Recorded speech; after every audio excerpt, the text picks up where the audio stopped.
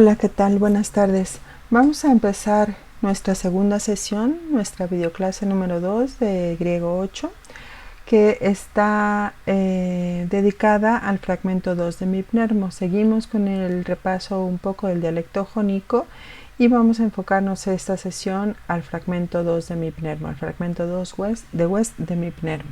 Déjenme, les comparto mi pantalla para que podamos empezar con la clase. Creo que ya todos están viendo mi pantalla y bueno, esta sesión se divide en 4 subtemas. Vamos a hacer una breve introducción al autor y a su escritura, a sus textos. La segunda parte va a ser el fragmento 2, ya propiamente hablar de primero la lectura y la métrica de este fragmento. En la parte 3, el subtema 3, vamos a hablar de las características dialectales que presenta este fragmento para finalmente hacer un primer ejercicio de traducción y un comentario sobre una parte del texto. Si se fijan, esta videoclase tiene dos contenidos, 2 elementos, 2 ejercicios de evaluación. Uno que tendrá que ver con la lectura y la métrica, que se los platico más adelante, y otro que tiene que ver con la traducción y comentario al texto. Bien, vamos a empezar por una biografía al autor. Nuestro autor se conoce como Mipnermo de Colofón. Incluso cuando ustedes lo hicieron el ejercicio la sesión pasada de ubicar a los líricos jonios en el mapa, ubicaron a Mipnermo en Colofón, en la ciudad de Colofón.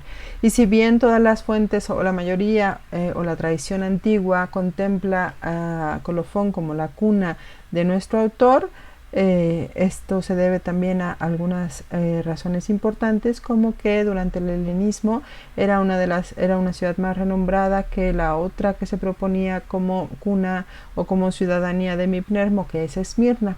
Colofón durante el helenismo tenía mucho más renombre que Esmirna. También se considera Colofón porque el propio poeta aludió a esta ciudad en algunos fragmentos, como el 9 o el 10. Bueno, aquí en el mapa podemos ver la cercanía entre una y otra. Aquí tenemos Esmirna y aquí tenemos Colofón, ambas en la región Jonia.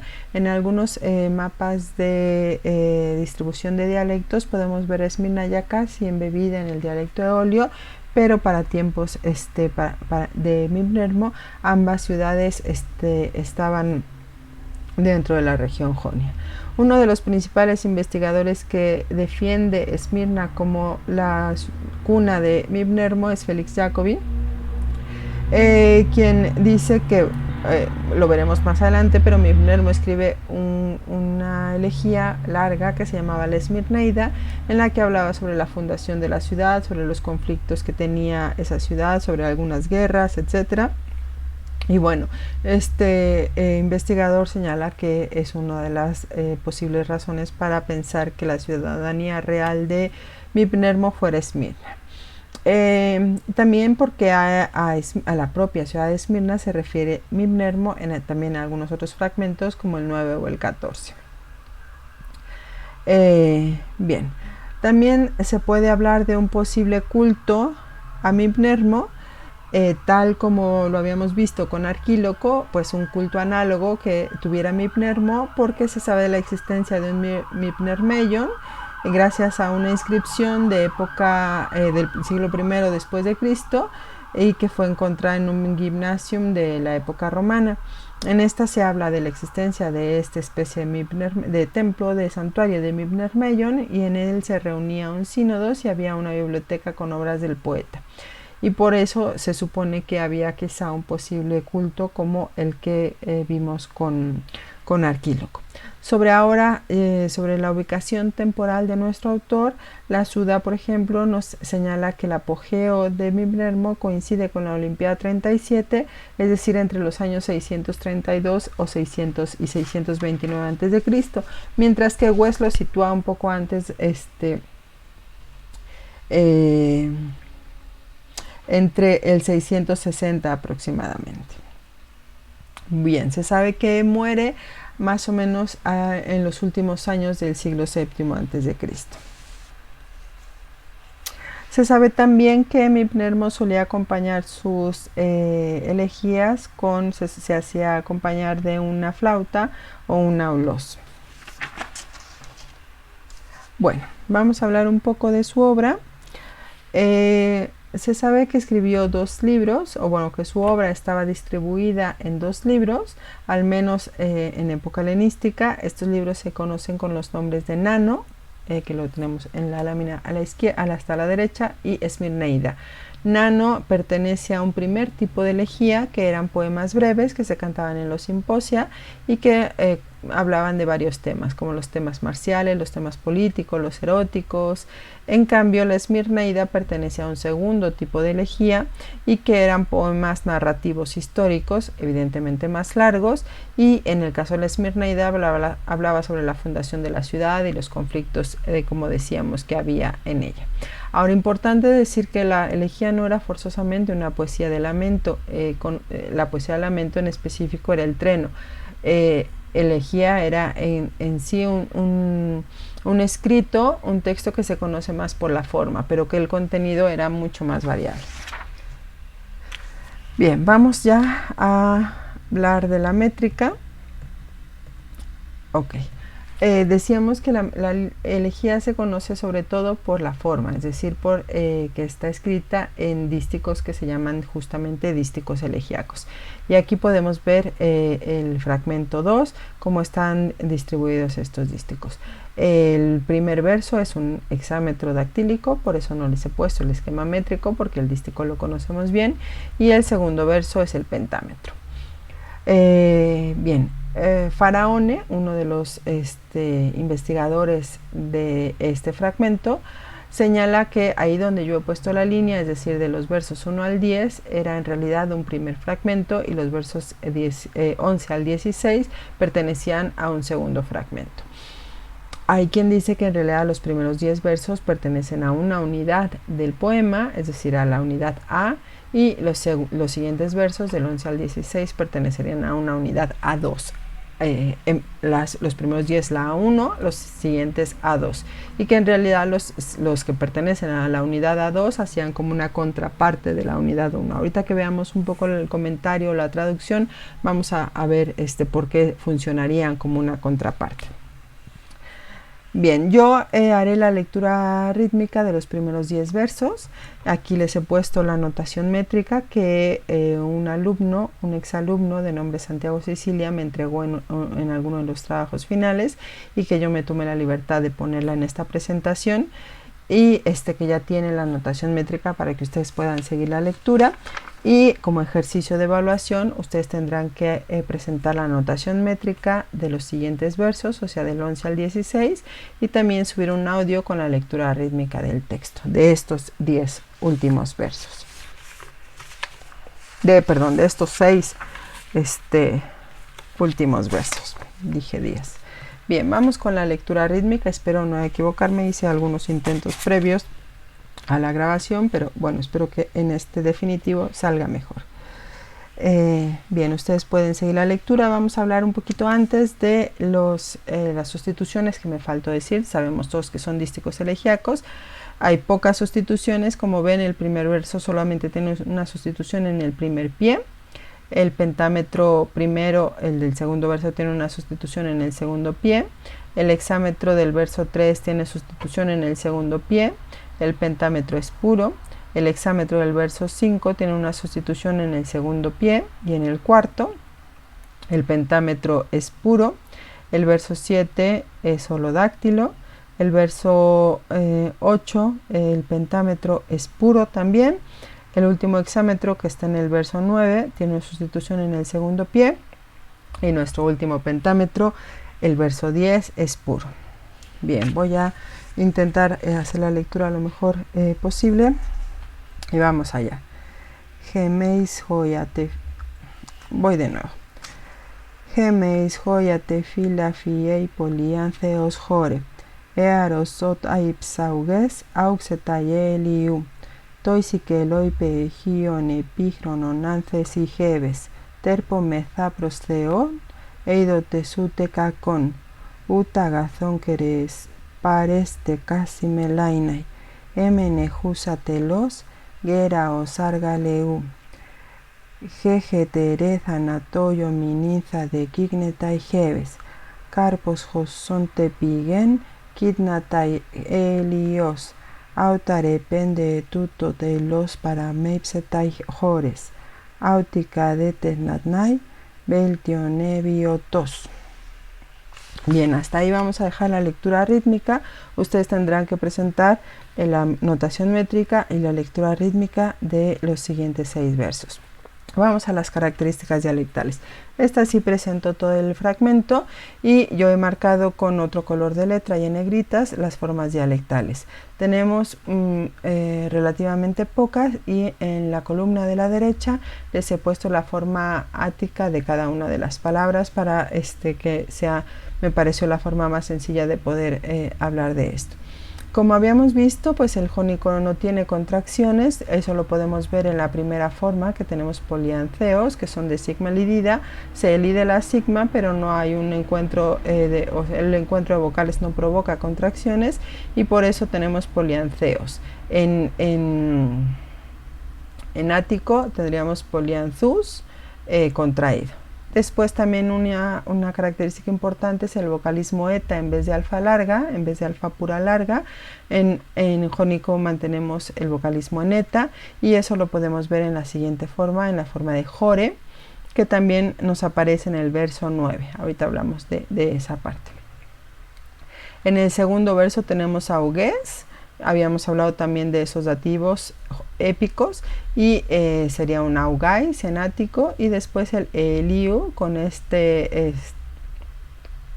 forma no contraída y también si se fijan eliu sin contraer presenta espíritu suave y ya en ático tendríamos ante la pérdida o ante la contracción el espíritu fuerte o áspero geliu.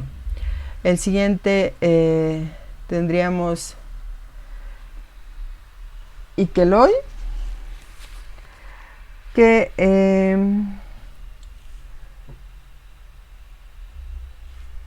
déjenme, creo que allí hay un error, déjenme revisarlo con mis notas. Sí, en la forma en ático evidentemente está mal, es eikelos. Tenemos en jónico ikelo, Ikeloi, bueno, lo importante es la iota, que tendríamos el diptongo ei en ático. Bien, después geraos, igual sin contraer, en ático tendríamos geros, otra vez de sigma elidida, se elide la sigma y no contrae, en ático contraería en omega. De nuevo, un vocalismo en eta, en ático tendríamos getera, nuestro genitivo épico, zanatoyo, esa desinencia oyo que nos salió mucho en el homérico, bueno, aquí en ático tendríamos un zanato. Bueno, después el kidnatai, en realidad lo he puesto porque es una forma poética para el verbo esquedánimi. Después tenemos helios, otra vez sin contraer, y tendríamos en ático helios. El epen, eta en vez de alfa, tendríamos epan en ático, jores, que ya lo habíamos visto en el primer verso, para joras. Tetnanai, en realidad es un sincopado, tendríamos tetnekenai, es un perfecto de resultado. Peníes, tendríamos penías, igual eta en vez de alfa larga pura, y nusos sería nuestra última forma, tendríamos nosos en ático.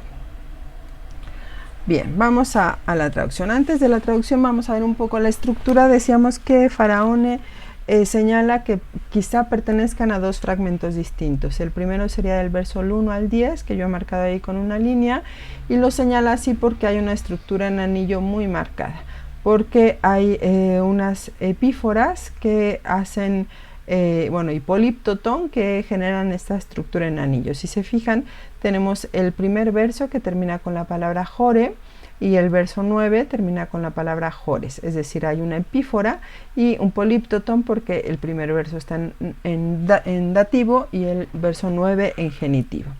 Y yo he marcado allí para que veamos esa estructura en espejo que tiene esta primera unidad, si lo queremos llamar así. Después tenemos Eliu en el verso 2, que se corresponde con Helios en el verso 8. Igual, epíforas y poliptotón. Y luego en el verso 3 tenemos Jebes, que se corresponde con el verso 7, Jebes. Ahí tenemos un calco en el mismo caso exactamente, ¿no? Bien, y lo que yo he marcado con otro color de letra sería esto que corta nuestra estructura, ¿no? Bueno, ahorita hablamos un poco más de por qué esa parte que yo he marcado con otro color hace una especie de corte a nuestra estructura. Bien, vamos a hablar un poquito más de esta primera parte del fragmento antes de pasar propiamente a una traducción. Vamos a centrarnos, yo voy a hacer de nuevo la traducción y el comentario de la primera parte y ustedes harán la traducción y el comentario de los siguientes versos. Si nos quedamos de nuevo con esta primera unidad, si lo queremos ver así, vamos a dividir otra vez esta unidad, que le podemos llamar unidad Da, en dos partes. Y por eso decíamos que lo que yo he marcado con naranja es la línea que parte esas dos subunidades. La primera serían los versos 1 al 5, bueno, hasta la primera parte del 5, hasta el Utagazón, que sería una especie de primera parte de una primera visión del espejo, lo podemos llamar así. Y la siguiente parte de la unidad serían del 5 al 10, que sería la contraparte del espejo, ¿no? Bien, y por eso también esas estructuras, estas correspondencias epíforas que tenemos en los versos. Bueno, también importante es la primera palabra del poema, que es un gemeis. Estamos ya en lírica, hablamos un poco de la diferencia entre épica y lírica, entre la épica que pretendía o buscaba la arete, y la arete no individual, sino más bien pensada como el colectivo. En cambio, la lírica ya cambia un poco la mentalidad, y aquí podemos ver que se expresa el yo poético, y lo vimos en algunos otros textos líricos que llegamos a trabajar. Pero lo interesante aquí es que el yo poético es un plural. Ese gemeis es la voz del poeta, pero es una voz en plural. Por lo tanto, no solamente es mi pnermo, pero junto a él, acompañándole en este fragmento, están la estirpe humana, ¿no? Y bueno, todos los seres humanos, el hombre, ¿no? Bien. Y después tenemos un Joya Tefila Fiei, que este Joya Tefila es se ha mencionado como un gran homenaje a Homero, porque Homero lo usa varias veces como una gran metáfora de los hombres, ¿no? Los hombres como hojas. Bien, vamos a hablar un poco más adelante de eso, pero vamos antes a mencionar un poco más algunas otras partes de esta primera unidad. Bien, podemos ver algunas prosopografías, algunas etopeyas. Podemos ver una prosopografía en este poliantheos, en la penúltima palabra del primer verso, poliantheos, que en realidad algunos autores lo traducen como calificativo de Jore, una estación florida, pero en realidad ese poliantheos está concordado con Éaros. La que es florida es la primavera y no propiamente la Jore, ¿no? Bien, después tenemos este uso de ánfesi en el verso 3 como una metáfora de los placeres. Las flores de la juventud que pues está acompañando ese Jebes, en realidad son los placeres que se gozan mientras uno es joven. Bien, también tenemos una prosopografía en Melaina, en el verso 5, la última palabra, que acompaña a Keres. Esa prosopografía, o incluso etopeya, porque puede funcionar de las dos maneras, como una especie de picoinún. Esta Melaina, las Keres son negras, se pueden describir como unas criaturas oscuras, pero oscuras tanto en su aspecto como en su simbología, en lo que significa la presencia de las Keres, ¿no? Una presencia lúgubre, una presencia oscura. Bien, y después también tenemos una etopeya importantísima que es un gran tópico de la lírica, que es ese argaleu que acompaña a Geraos, ¿no? La etopeya de Geraos. Bueno, y la metáfora de Carpos también para hablar de Jebes. Ahora, un poco también acompañando semánticamente a ese ánfesi, ahora las flores de la juventud como metáfora de los placeres, y después Carpos también dentro del mismo campo semántico de la naturaleza, ahora también como metáfora. Bueno, vamos a hablar un poco más, pero podemos ya ir acercándonos a una traducción, pero falta quizá decir un poco el verso 5 que rompe, decíamos, que parte a la mitad la estructura de los versos 1 al 10, y es la presencia de las queres. Aunque ahí está en minúscula, ¿no? O sea, no es una personificación, pero ahí están mencionadas las queres, y las queres melaina, y sobre todo que es ese parestécasi, ¿no? Que es como una presencia que rompe los disfrutes de la juventud, ¿no? Ahorita que hagamos la traducción se va a ver, pero esa presencia constante y enfatizada con la preposición para, que es una presencia muy cercana que no te da ni siquiera para poder olvidarte un poco de que están ahí, sino que ese para te manifiesta esa cercanía que siempre está. Bueno, y el eidotes ute cacón ute agazón también, que lo veremos un poquito más adelante. Bueno, entonces decíamos que esta parte es una primera unidad, una primera idea que habla de la juventud, de que es efímera y que hay que disfrutar los placeres que conlleva mientras se es joven.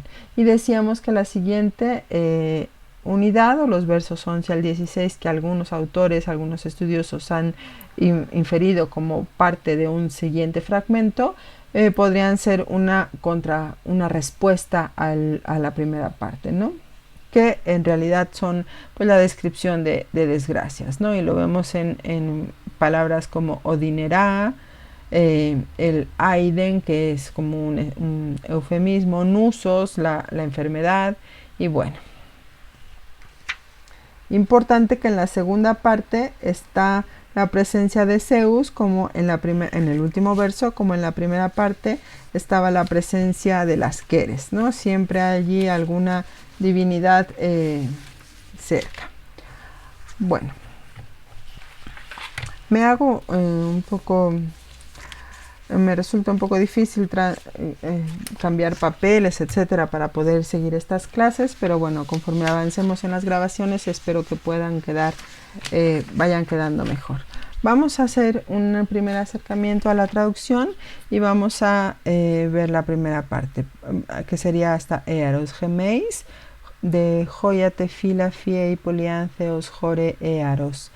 Bueno, decíamos el gemeis como el yo poético, ahora en plural, haciendo más estrecho el vínculo con el auditorio, con el que escucha, que en realidad somos todos, ¿no? Entonces somos todos nosotros mortales, todos nosotros perecederos, y por el otro lado está la naturaleza, que es imperecedera. Y me parecía importante también hablar de este fragmento ahora, porque justo ahora, el otro día en las noticias vi cómo la naturaleza está resurgiendo, ¿no? Entonces había medusas en los canales de Venecia, había cabras saltando por las calles de Sevilla, y bueno, no sé si alguno de ustedes ha visto en las noticias o en internet algo de esto, mientras todos los seres humanos estamos guardados, ¿no? Entonces también es una bonita, me parece una reflexión pertinente en estos tiempos, ¿no? Bueno, entonces nosotros, el gemeis, cual hojas, cual hojas brotan, crecen, nosotros como hojas o cuál hojas brotan con la primavera, perdón, con la estación, con jore, con la estación o en la estación, y ahora sí, de la florida primavera, polianceos éaros. Y nosotros, o solamente nosotros, cual hojas que crecen, cual hojas que brotan con la estación de la florida primavera, sí, sería hasta éaros. Cuando al punto, hot ips, cuando al punto crecen auxetai con los rayos del sol. Cuando al punto crecen con los rayos del sol, a ellas, o sea, a las hojas, semejantes, apenas un brevísimo tiempo, ahorita les explico, con las flores de la juventud, nos deleitamos. Yo elegí nos deleitamos para terpómeza, o nos complacemos. Vamos a dejarlo ahí. Y bueno, vamos a hablar del pegion, que está en el verso 3. Pegion, bueno, el sustantivo es pegis, pegeos, que significa codo. Aquí está usado con la desinencia de diminutivo y por eso yo elegí el superlativo brevísimo. Apenas un brevísimo tiempo para enfatizar, bueno, está en anástrofe es epicronon, sería epipegion chronon, apenas un brevísimo tiempo. Ok, voy a repetir la traducción hasta terpómeza. Nosotros, cual hojas que brotan con la estación de la florida primavera, cuando al punto crecen los rayos del sol, a ellas, perdón, otra vez. Nosotros, cual hojas que brotan con la estación de la florida primavera, cuando al punto crecen con los rayos del sol, a ellas semejantes, apenas un brevísimo tiempo con las flores de la juventud nos deleitamos. Y ahora vamos al prostheon eidotes utecacon uteagazón. Yo he elegido traducir sin ser, a causa de los dioses, sabedores de lo malo ni lo bueno. Tenemos un uteute, en español usamos la doble negación, que yo he preferido traducir en una perífrasis, sin ser sabedores. Y metí el prostheon a causa de parte de los dioses. Entonces sería sin ser a causa de los dioses, sabedores de lo malo ni lo bueno. Utecacón, utagazón. Pero las queres se quedan de pie junto a nosotros, sombrías. Podemos dejar, pero las queres de pie, sombrías. O están de pie, sombrías. Se han quedado de pie, sombrías. Yo elegí, pero las queres están de pie junto a nosotros, sombrías. O pero las queres se quedan de pie junto a nosotros, sombrías. Bueno, y por eso decíamos que rompe lo de los placeres, la primera parte de esta unidad. Y luego tenemos una correlación gemene jusatelos y getere zanatoyo. Hay que sobreentender otro telos para zanatoyo, porque ambos, bueno, cada uno de los telos tendría su genitivo. Un telos del gera o sargaleu y otro telos de zanatoyo. Si se fijan, zanatoyo no está calificado. La muerte es en este fragmento algo neutral, ¿no? Incluso lo veremos más adelante, algo positivo.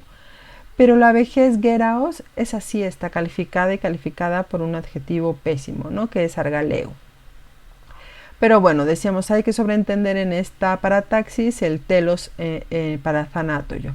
Y telos significa fin, pero también cumplimiento, y de ahí puede ser el objetivo, el cometido.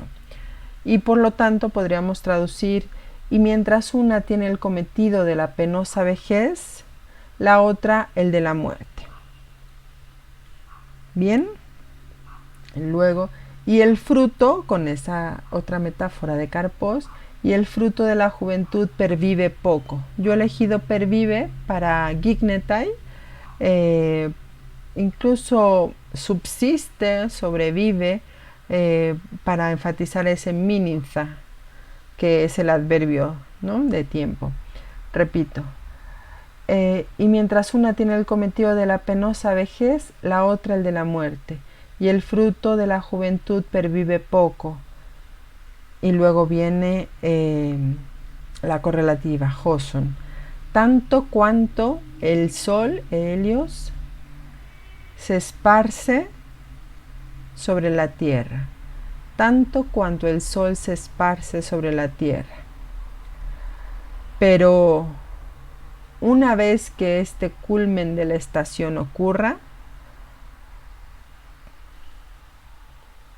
ya estar muerto al instante es mejor que la vida. Bueno, puse al instante quizá muy lejos, vamos a otra vez regresar al verso 9. Pero una vez que este culmen de la estación ocurra, al punto o al instante inmediatamente estar ya muerto es mejor que la vida. Y por eso decíamos que la muerte, para ese zanatoyo del verso 7, no está calificada, está en neutro, porque incluso puede ser pensado como algo positivo si lo comparamos con una vida ya en la última faceta, que es la faceta de la vejez, que conlleva, bueno, lo dice en la siguiente parte del texto.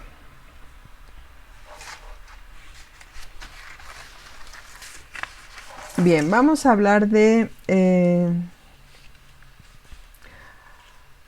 por último, de un breve comentario. Uno es uno de los grandes tópicos de la lírica, este miedo a la vejez, esta preferencia de morir en vez de llegar a ser viejo, enfermo, etc.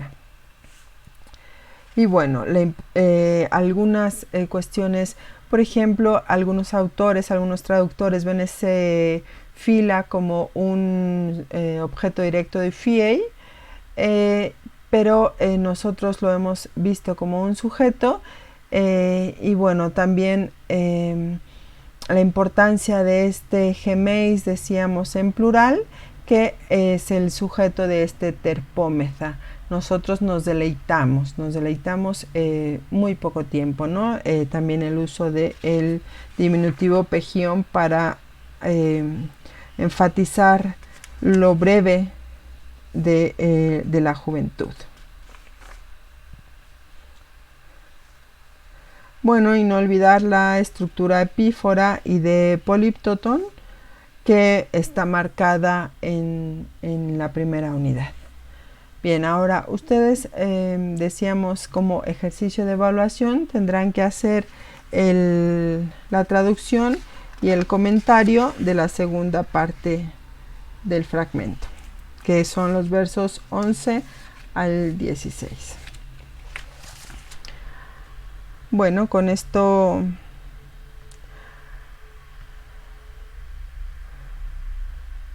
terminamos la segunda videoclase.